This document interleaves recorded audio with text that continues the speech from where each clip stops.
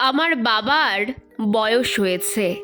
বাথরুমে যেতে প্রায়ই একটা সুন্দর রং করা দেওয়ালে হাত দিয়ে ফেলেন।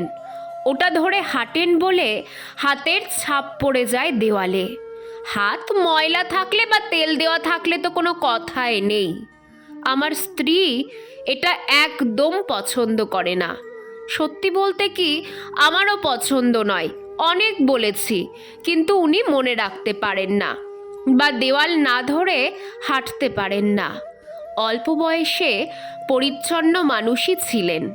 একদিন বাবার মাথা ধরেছিল বলে নিজেই নিজের কপালে তেল মালিশ করেছিলেন। সেদিন দেওয়ালে হাতের ছাপটা বেশি পড়ে গেল, আর আমার স্ত্রী সেটা দেখে আমার ওপর চেঁচামেচি করতে শুরু করলো। আমিও কড়াভাবে বাবাকে বলে দিলাম, ওই দেওয়ালে আর হাত দেবে না। বারবার এমন করলে আমি কিন্তু তোমাকে বৃদ্ধাশ্রমে পাঠিয়ে দেব। আমার কথা শুনে তাকে লজ্জিত ও বিমূর্ষ লাগছিল। দেখে আমার মায়া হলো, তবে মুখে কিছু বললাম না। বাবা ওই দেওয়াল ধরা বন্ধ করলেন।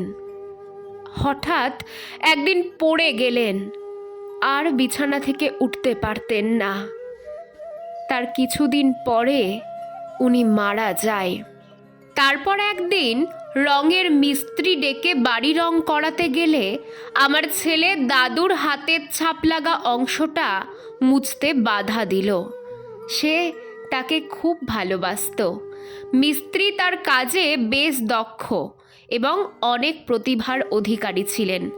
সে ওই ছাপগুলো বাঁচিয়ে রেখে অপূর্ব একটা বৃত্ত এঁকে দিল, একটা ডিজাইনও করে দিল। তারপর যত মানুষ আমাদের বাড়ি আসতো, ওই জায়গার শিল্পকর্ম দেখে খুব প্রশংসা করত। কালের যাত্রায় আমিও একদিন বৃদ্ধ হলাম।